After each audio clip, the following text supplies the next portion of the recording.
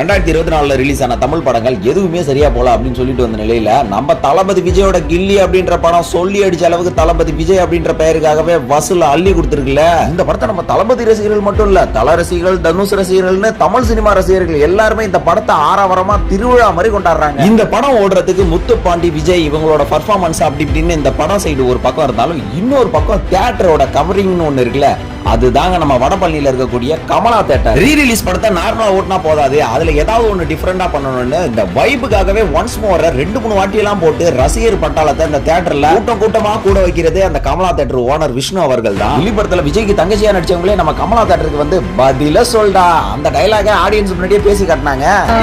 இந்த விஷயத்தெல்லாம் பார்த்தா நம்ம தளபதி விஜயனாவே கூப்பிடுறாவன அப்படின்னு போய் நேர்ல பார்த்து வேற லெவல் ஒரு சால்வியை போத்தி அவருக்கு ஒரு மரியாதையும் கொடுத்துருக்காங்க. கமலா தியேட்டர்ல போய் நீங்க படம் பார்த்திருக்கீங்க இல்ல, எனக்கு கமலா தியேட்டர்ல பார்க்கணும்னு ஆசையா இருக்கு அப்படின்னு நினைக்கிறவங்க நம்ம கமெண்ட் பாக்ஸ்ல உங்களோட கமெண்ட்டை பதிவு பண்ணிட்டு போங்க.